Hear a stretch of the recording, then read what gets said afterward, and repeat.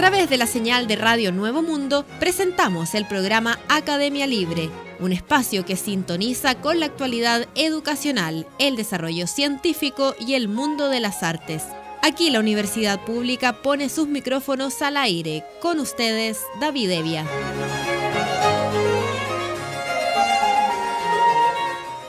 Vaya nuestro saludo a todos los auditores de Radio Nuevo Mundo que a esta hora sintonizan la emisión de Academia Libre, donde la educación, las ciencias y las artes confluyen para hacer de la creación de conocimiento un espacio público. Me acompañan Francisca Baitía y Cristian Castro. Conversamos sobre educación en Academia Libre. A 3 años de la pandemia, Fundación 99 presentó los resultados de una encuesta que busca visibilizar la situación de las escuelas rurales y desarrollar políticas públicas que consideren los desafíos y las fortalezas propias de la educación rural. Según datos del Mineduc, durante 2021 había 3.299 escuelas rurales en Chile, lo que equivale al 29,2% del total de los establecimientos educacionales del país. En cuanto a matrículas, 270.844 estudiantes asisten a este tipo de establecimiento, lo que corresponde al 7,7% del total de estudiantes de nuestro país. También, de acuerdo a las estadísticas del Ministerio de Educación, correspondientes al año 2020, la exclusión escolar en contextos rurales de los estudiantes entre 14 y 17 años es de 6,1%, es decir, casi el doble que el que se presenta en las zonas urbanas con 3,8%. Con la finalidad de contar con datos sobre lo ocurrido en las escuelas rurales post-pandemia y el consecuente cierre de los establecimientos educacionales, el año 2022, Fundación 99 realizó la segunda versión de la encuesta de caracterización de la educación rural de Chile. Los resultados de esta versión de la caracterización de la educación rural en Chile muestran que aún hay desafíos estructurales que dificultan el desarrollo de la docencia en contextos de ruralidad. Existen problemas de acceso a tecnología y dispositivos, falta de recursos pedagógicos para los docentes y una necesidad de contar con espacios de formación en educación rural y multigrado, propia de estos contextos, señaló Gonzalo Plaza, director ejecutivo de Fundación 99. Casi el 20% de los docentes encuestados dice que sus estudiantes no cuentan con conexión a Internet en sus establecimientos y el 40% que la tienen de manera intermitente. Más de la mitad responde que sus estudiantes no cuentan con Internet y con dispositivos tecnológicos en sus hogares, es decir, el 51%. Solo el 7% señala que sus estudiantes cuentan con Internet y dispositivos a libre disposición en sus hogares. En 2020, solo el 16% de los docentes hacía clases todos los días, grupo que aumentó a 63% el año siguiente, mientras que el 32% reportaba en 2020 que no pudo hacer clases. Esa proporción desciende a apenas 4% en 2022. A pesar de que se ha mejorado, el año 2021, un 36% de los estudiantes no pudo tener clases todos los días. El 67% señala que durante el periodo escolar anterior, es decir, 2021, los estudiantes tuvieron un aprendizaje mayor que en 2020, lo que se puede relacionar con el retorno a actividades y contexto de aprendizaje en la modalidad presencial. En 2022, el 67% de los docentes que responde a la encuesta señala que enseñó menos del 75% del currículum priorizado durante el periodo 2021. El 25% de los docentes reporta haber pasado entre el 76 y el 90% y solo un 8%, más del 90% del currículum priorizado. Respecto a las emociones predominantes durante el periodo escolar anterior, es decir, repetimos, el año 2021, el 70% señala que la preocupación es la emoción más predominante que percibieron. 79% de los encuestados dice que tuvo una comunicación diaria con los estudiantes y el 39% con los apoderados. La falta de conectividad a Internet es el principal desafío que se percibe con 79%, siguiéndole la falta de recursos educativos adecuados para la educación rural con 40% y la falta de dispositivos tecnológicos con 39%. El 83% de los encuestados señala que se encuentra interesado en realizar un diplomado o recibir formación sobre educación rural y multigrado.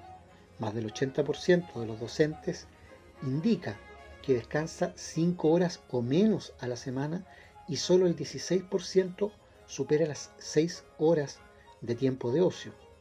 La segunda encuesta de caracterización de la educación rural en Chile contó con el apoyo del Ministerio de Educación, la Oficina de Estudios y Políticas Agrarias, la Dirección Nacional de Educación Pública y Fundación Educacional Amanda Céspedes, mientras que el análisis descriptivo de los resultados estuvo a cargo de la Dirección de Estudios Sociales de la Pontificia Universidad Católica. ¿Por qué es importante relevar y hablar sobre la educación rural en Chile? En ámbitos de ruralidad hay oportunidades que pueden servir como referencia para el modelo educativo. La enseñanza multigrado propia de estos establecimientos permite implementar metodologías muy innovadoras y así potenciar el aprendizaje significativo en los estudiantes, como son el aprendizaje basado en proyectos, el aprendizaje basado en juegos u otro tipo de metodologías activas. Además del vínculo con el entorno natural y el rol de las escuelas en la comunidad, que posibilita la creación de aulas abiertas donde las familias y la comunidad educativa pueda participar, son propias y características de este tipo de establecimientos. Los hallazgos que dan cuenta de la situación actual de estos colegios, además de visibilización, entregan evidencia para poder contribuir al debate público y también orientar la política pública y la toma de decisiones para fortalecer y lograr alcanzar las potencialidades propias que tiene la enseñanza rural multigrado en el país. Los docentes rurales muestran visiones y expectativas que no resultan ser tan críticas respecto de la situación que debieron atravesar durante estos 2 años de pandemia, y se percibe una sensación de avance y mejora en relación al periodo escolar 2020. Una posible explicación es que los profesores rurales podían sentirse menos golpeados por la pandemia, ya que históricamente han desarrollado su trabajo bajo condiciones de mayor aislamiento, peor conectividad y menor apoyo que en áreas urbanas. De esta manera, docentes rurales habrían desarrollado cierta moderación de expectativas, prácticas de resiliencia y adaptación a condiciones adversas que les permitieron sortear mejor la pandemia.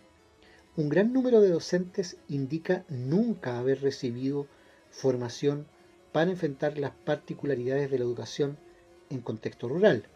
La primera versión de este estudio mostró que 8 de cada 10 docentes que trabajan en el mundo rural nunca ha recibido formación alguna en temáticas de ruralidad.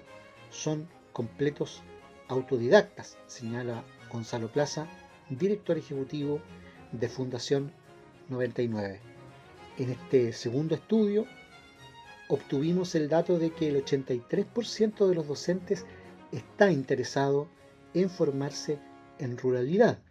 Dado lo anterior, junto a la Fundación Educacional Arauco, Tándem Profesores y el Ministerio de Educación, estamos desarrollando el primer diplomado de educación rural para poder contribuir a satisfacer esa brecha de necesidades formativas, con sentido de urgencia, pertinente al contexto rural, alineado al plan de reactivación educativa y al plan de fortalecimiento de la educación rural Gabriela Mistral.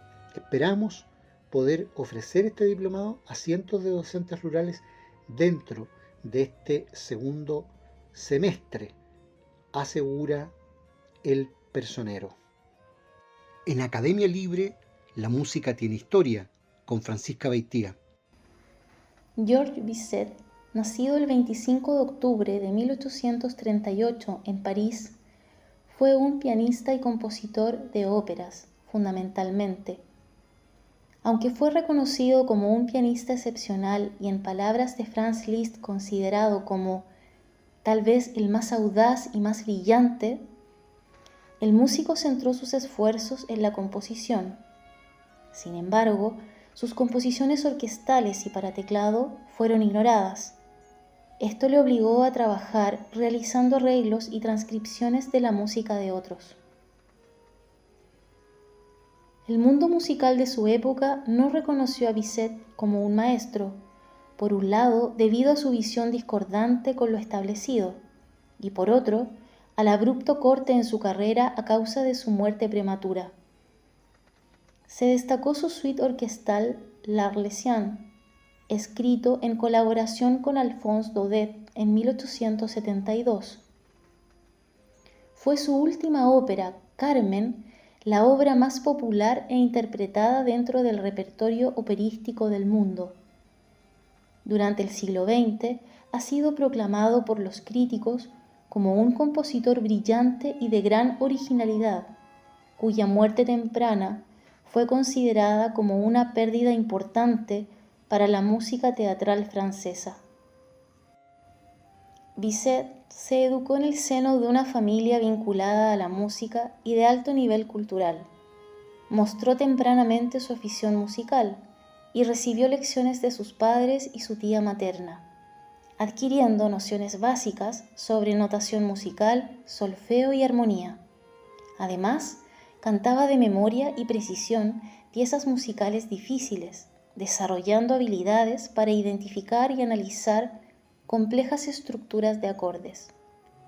Su padre, Adolphe Amand Bizet, había sido peluquero y fabricante de pelucas antes de convertirse en profesor de canto, logro que consiguió sin estudios formales, y su madre, Aimée Léopoldine Joséphine Delsarte, era una célebre cantante de la época, que además era pianista y compositora. En octubre de 1848 fue admitido en el Conservatorio de París. Ganó el primer premio en solfeo, lo que impresionó a Pierre-Joseph Guillou-Zimmermann, y quien le dio lecciones privadas de contrapunto y fuga. Y a través de estas clases conoció al compositor Charles Gounod, quien influenció su estilo musical. En 1851 ganó el segundo premio de piano del conservatorio y al año siguiente el primero, bajo la instrucción de Antoine-François Marmontel. En 1853 comenzó sus clases con Jacques Fromental-Alivi, experiencia que dotó a sus obras de mayor sofisticación y calidad. En 1855 compuso Sinfonía en Do mayor, inspirado en la Sinfonía en Re de su maestro Gounod, de la que realizó una transcripción para piano a 4 manos, empleando la misma instrumentación: cuerdas, doble madera, 4 trompas, 2 trompetas y timbales.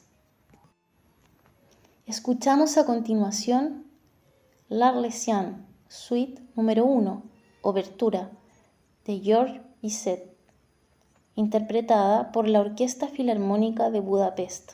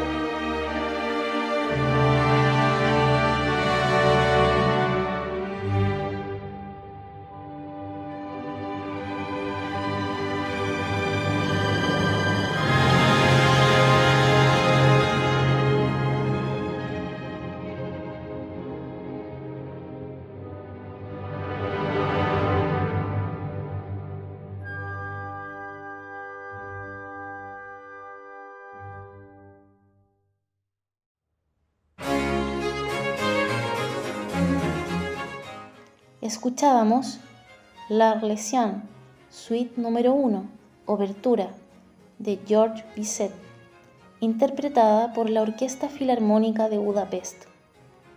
Hablamos a esta hora en Academia Libre sobre actualidad en ciencia e investigación.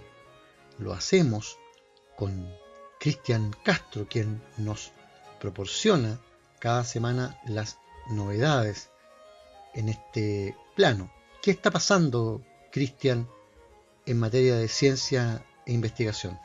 Hablamos sobre ciencia aplicada en Academia Libre, porque se ha realizado el primer trasplante de pulmón completamente robótico, sin abrir el tórax. El Hospital Universitario Vall d'Hebron ha trasplantado por primera vez un pulmón mediante una técnica mínimamente invasiva, consistente en la cirugía robótica. Además, el otro hito de esta intervención es que se ha encontrado una nueva forma de acceder para extraer los pulmones enfermos e introducir los pulmones nuevos. Esta vía de acceso se creó en la parte inferior del esternón mediante una incisión de 8 centímetros, justo por encima del diafragma. De esta manera, se evitó hacer una gran apertura, separando las costillas y abriendo el tórax, algo que hasta ahora era la única opción disponible. Esta operación pionera se realizó en un hombre de 65 años que necesitaba el trasplante de pulmón a causa de una fibrosis pulmonar, y se consiguió gracias a la intervención multidisciplinaria de profesionales. El trasplante pulmonar consiste en sustituir uno o dos pulmones enfermos por otros sanos. En general, esto pasa cuando hay una enfermedad que comporta una insuficiencia respiratoria crónica grave y además progresiva. Una cirugía que tiene sus antecedentes por ahí por la década de 1980 en California. En el Hospital Universitario Vall d'Hebron en Cataluña se han realizado más de 1.550 trasplantes pulmonares, tanto en niños como adultos, desde inicio de su programa específico.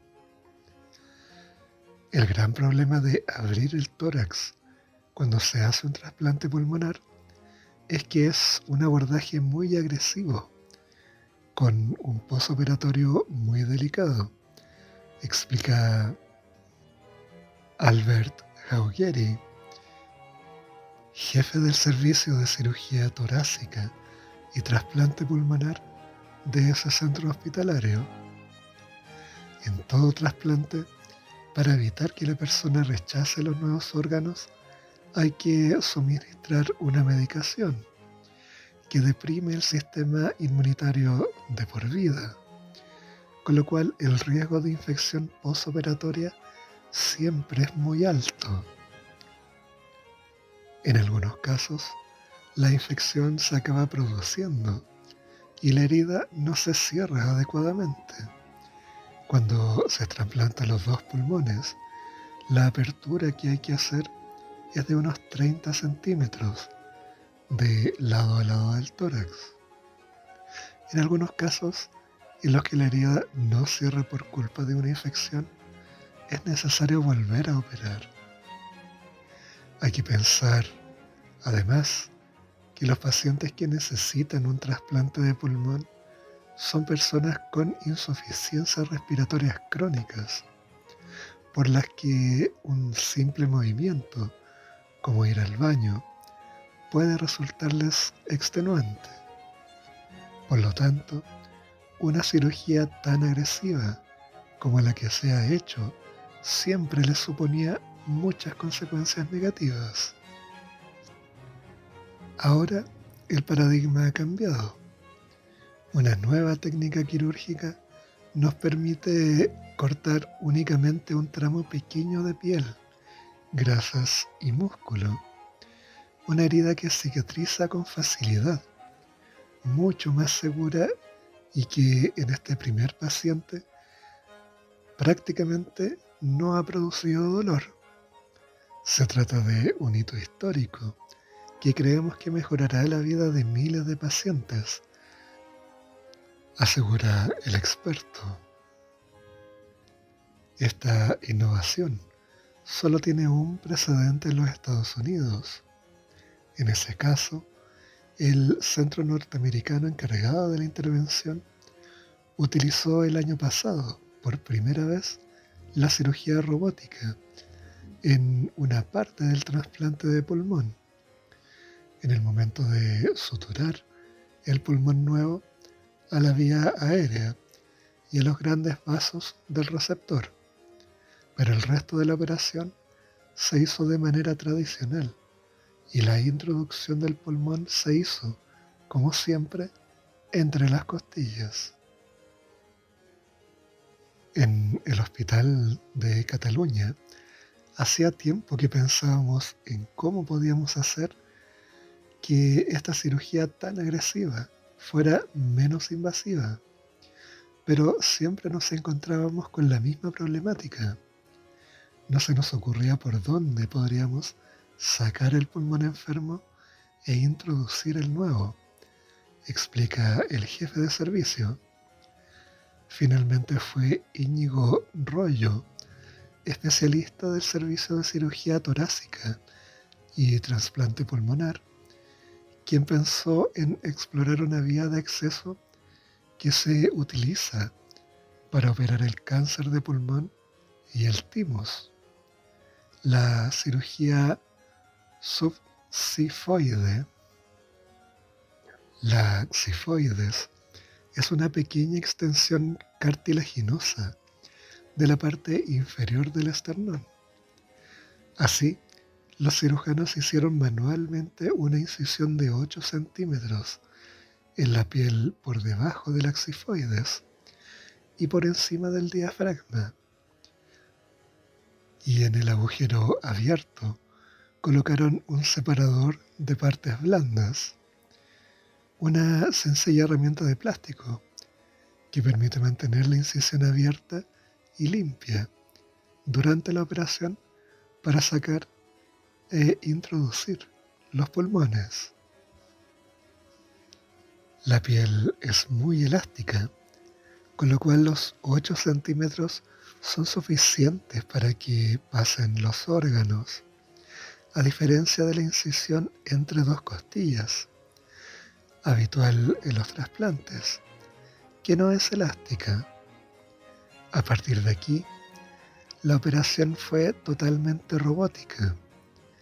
Se introdujeron 4 brazos del robot Da Vinci por 4 pequeños orificios de 8 a 12 milímetros de ancho, que se hacen en diferentes partes del tórax. El cirujano torácico se sienta en la consola y mueve los brazos mediante 4 palancas de control. Una palanca mueve un brazo que separa delicadamente el corazón del pulmón, para que no dificulte la operación de salida y de entrada de los pulmones. 2 brazos llevan las herramientas quirúrgicas, como por ejemplo bisturí y pinzas, mientras que el último brazo incorpora una cámara que permite al cirujano tener una visión en 3 dimensiones del interior del cuerpo. El robot Da Vinci permite un trabajo de gran precisión, ya que ofrece una amplia visibilidad y más grados de libertad en los movimientos. Se pueden realizar incisiones mínimas, menos invasivas y precisas, y elimina el temblor de las manos o los movimientos involuntarios. y también el cansancio postural en las intervenciones largas. Así, una vez separado el pulmón del corazón, mediante los brazos robóticos, el pulmón enfermo fue extraído por la herida subsifoide y por la misma incisión se introdujo el pulmón nuevo, que se unió al cuerpo utilizando los brazos robóticos.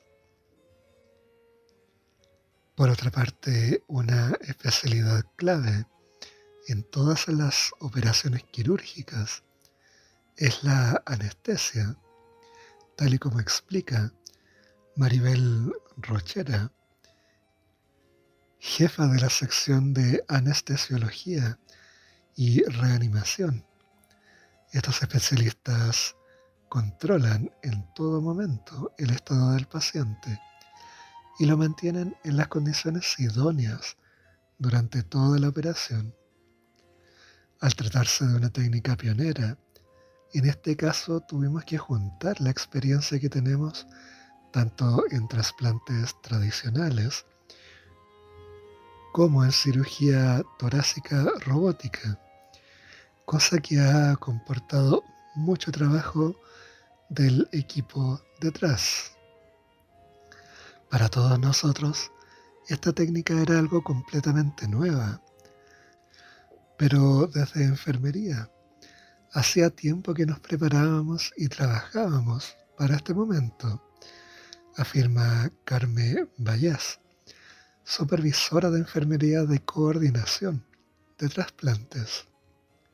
Con este hito queda patente la intensificación de las curas enfermeras en el proceso quirúrgico y la importancia de la selección de perfiles de enfermera quirúrgica, perfusionistas y de anestesia para realizar esta operación robótica.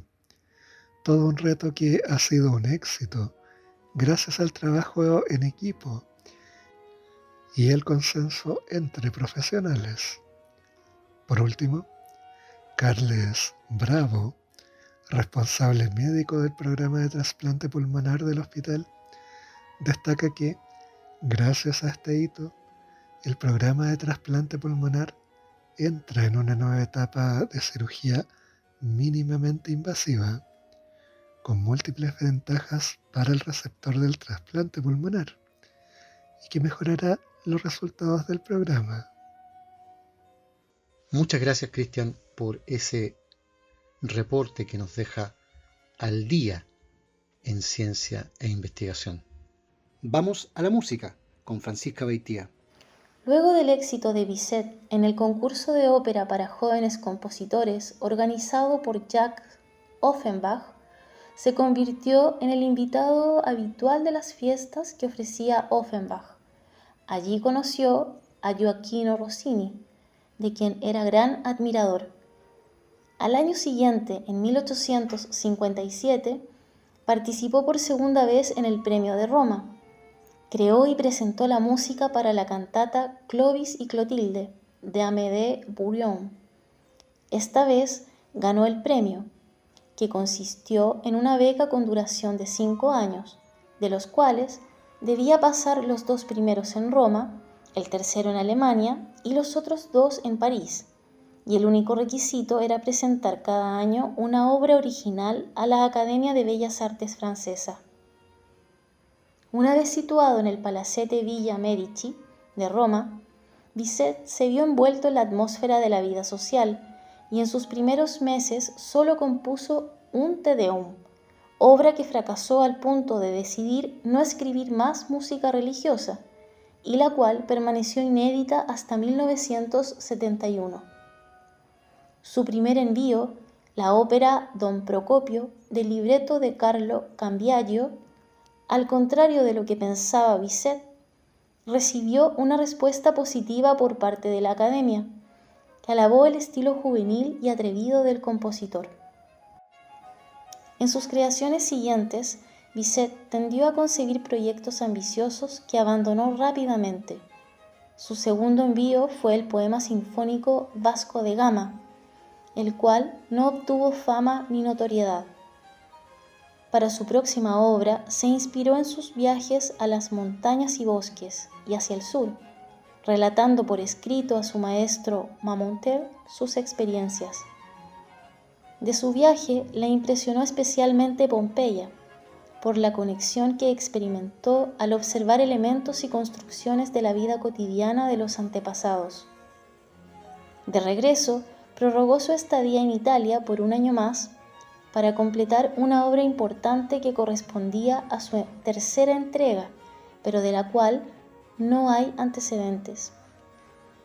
Su experiencia de viaje, sin embargo, le llevó a esbozar el proyecto que se convirtió en su Sinfonía Roma, terminada en 1868. Al volver a París en 1860, por la enfermedad de su madre, Bizet pudo enfrentar las dificultades que desafiaban a los compositores jóvenes de la época, debido a sus 2 años de beca restantes, reconsiderando la obra de Wagner como el autor que está más allá de todos los compositores vivos.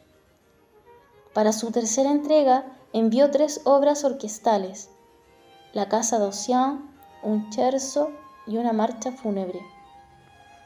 El scherzo formó parte de su Sinfonía Roma y la marcha fúnebre arreglada y usada en Los Pescadores de Perlas. Durante el proceso de creación de su cuarto envío, La Gusla, surgió la oferta del conde Walewski de componer una ópera en 3 actos, Los Pescadores de Perlas, y como condición debía ser la primera obra interpretada en público. Por lo tanto, Bizet retiró La Gusla de la producción e incorporó partes de su música en la nueva ópera. Luego del estreno, la crítica general fue hostil y no fue interpretada todo lo esperado. Sin embargo, Berlioz la alabó, comentando el honor que representa la obra para su creador. Aunque la siguiente ópera, La Bella Muchacha de Perth, se estrenó en el Théâtre Lyrique en 1867, tampoco logró gran éxito. Asimismo, la ópera de un acto, Jamilé, estrenada en 1872 en la Opéra Comique, fue un nuevo fracaso. Cabe mencionar también que Bizet se involucró directamente en la guerra de la época. La obertura Patrie Opus 19, de carácter nacionalista con resonancias militares, fue escrita en 1873 y estrenada al año siguiente, inspirada por la guerra franco-prusiana. Para Bizet, que produjo más de 90 composiciones, el mayor éxito llegó a finales de su vida con la famosa ópera Carmen, estrenada el 3 de marzo de 1875, falleciendo exactamente a los 3 meses después de una enfermedad coronaria. Escuchamos a continuación Carmen, habanera, de Georges Bizet, interpretada por María Callas.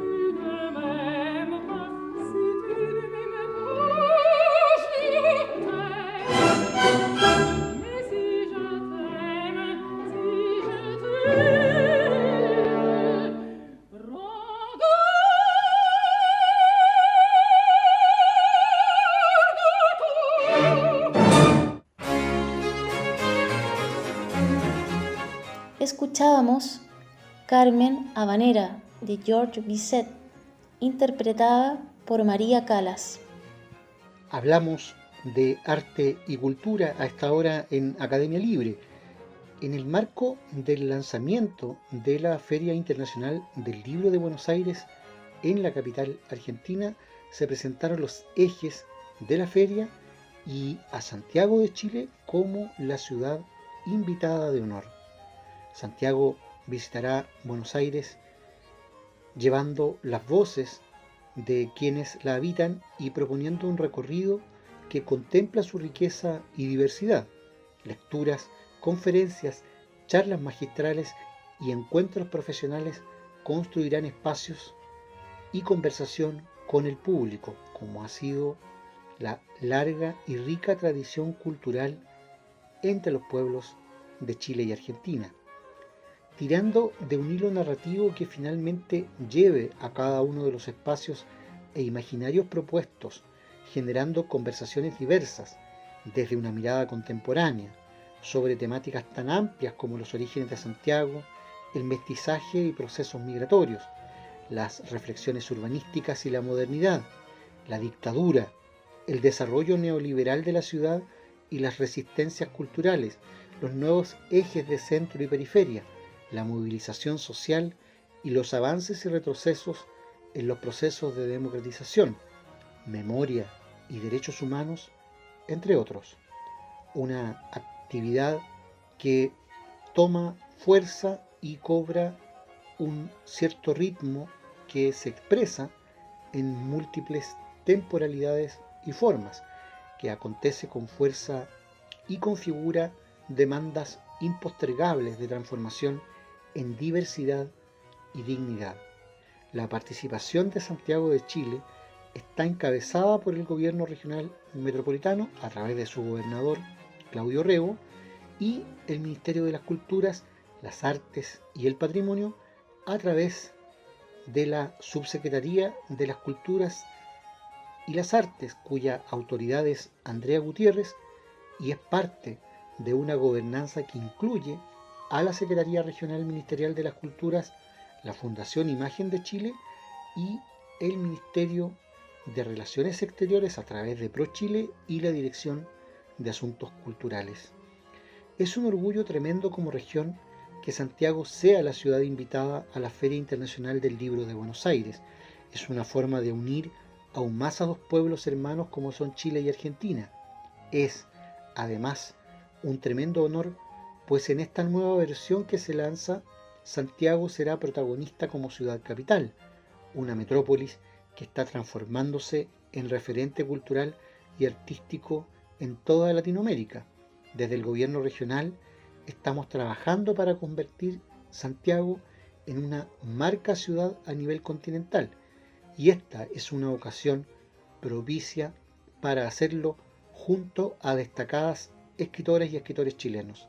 Esta es una invitación que permitirá mostrar la riqueza literaria de nuestra tierra, pero también difundir otros atractivos que hacen de Santiago un destino imperdible: montaña, viñas, arte, cultura, gastronomía, turismo y grandes espectáculos en un solo lugar, destacó el gobernador de la región metropolitana, Claudio Orrego. Hay que decir, subrayar y lamentar efectivamente que el comentario del gobernador metropolitano Claudio Orrego esté tan centrado en la dimensión turística y, en último término, en la idea de espectáculo respecto de lo que culturalmente la vieja ciudad de Santiago puede ofrecer como dimensión y mirada cultural en Argentina.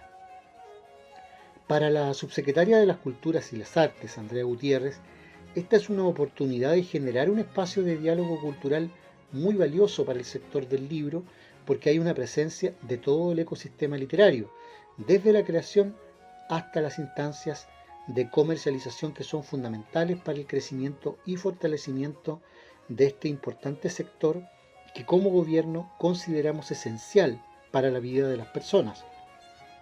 Sin duda, esta feria será un espacio de rica conversación y encuentro que, además de lo literario, estará enriquecido con una presencia cultural y artística diversa, que busca seguir fortaleciendo los lazos de amistad cultural entre ambas naciones, señaló, digamos además, pocos días después de que el presidente Gabriel Boric hiciera pública la nueva política de la lectura, el libro y las bibliotecas que empieza a regir por este quinquenio en nuestro país.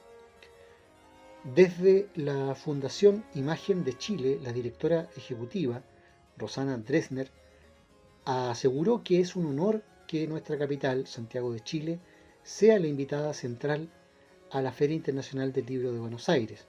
Para nosotros, que tenemos la labor de contarle Chile al mundo, nos es especialmente potente el relato de los 8 ejes que viste nuestra presencia en la feria. Como fundación, nos parece que expresa no solo lo que es Santiago, sino también lo que es Chile. Ese Chile diverso, muchas veces contradictorio, pero sin duda vivo, tradicional y moderno, moderado y audaz, cosmopolita y provinciano, con raíces en la tierra y sueños en el cielo, señaló. La programación literaria está articulada por 8 ejes que plantean los distintos relatos políticos, sociales y culturales que existen en torno a la capital de Chile. 1. El Santiago que se fue. 2. Santiago Champurria. 3. El Santiago periférico. 4. El Santiago del estallido. 5. La modernización de Santiago. 6. El Santiago disidente. 7. El Santiago desde otros territorios. Y 8.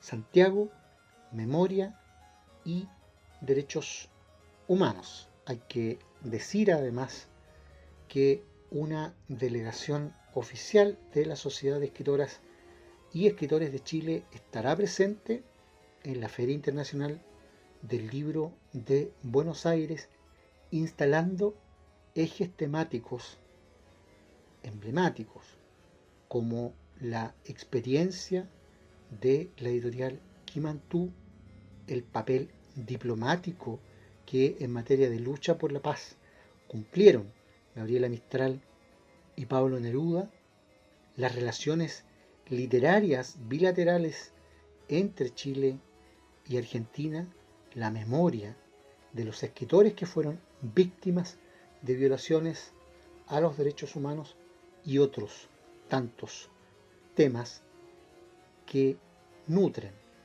la vida cotidiana y cultural de ambos pueblos. Concluye aquí, en Radio Nuevo Mundo, esta emisión de Academia Libre, un programa producido por la Comisión Ejecutiva de la Universidad. En los micrófonos, Francisca Beitía, Cristian Castro y David Evia. Agradecidos de su sintonía, nos reencontraremos con ustedes la próxima semana. Hasta entonces.